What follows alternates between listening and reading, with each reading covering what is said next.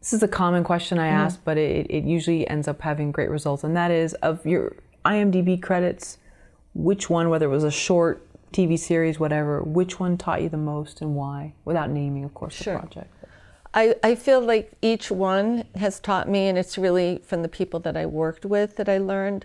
So one of the things, I feel like my first job, I worked for a producer I felt was a master at cultivating interest in projects. So he knew how to generate interest and position, and I learned in cases where I might have missed out on a project by not being assertive enough. And I'd say one project which I sold, and it was such a great high. It was at a time when I was told that it was at a particular network that they had spent their financing for the fiscal year, and we had an option on the book, and it was about to be up.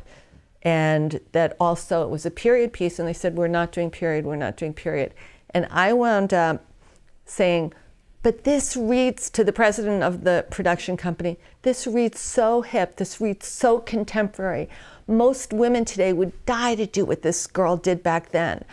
And my boss actually said to me after that, you know, be careful, you shouldn't be so boisterous, you know, with the president.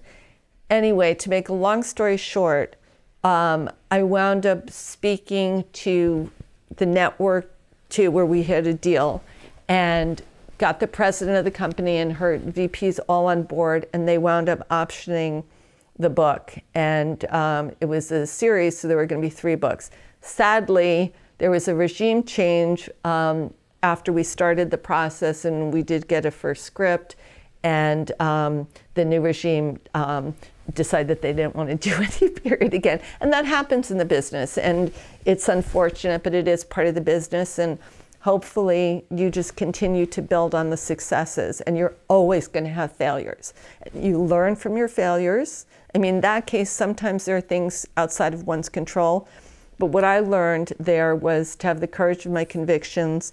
I remember there was an executive at ABC who had said to his group, and they did really wonderful programming, if we're going to fail, I want us to fail big because we tried, not fail because we were scared.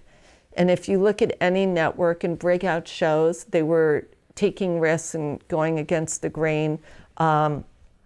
And whether it was Married with Children, at the time X-Files was on, there was nothing like that, and then everybody wanted to copy and do something like X-Files.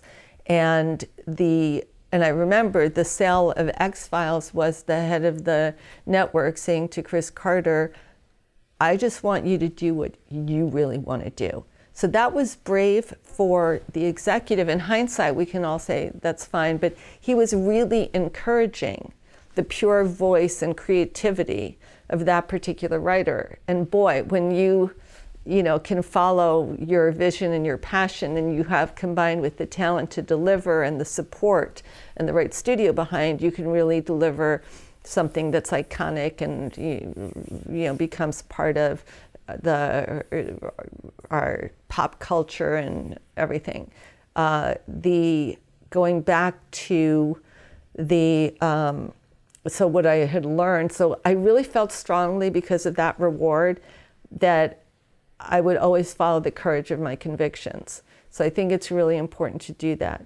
With other movies, I would say I learned from a really intelligent boss, writer, director, who's no longer with us, that just not to have a lazy mind and never go for the easy solution.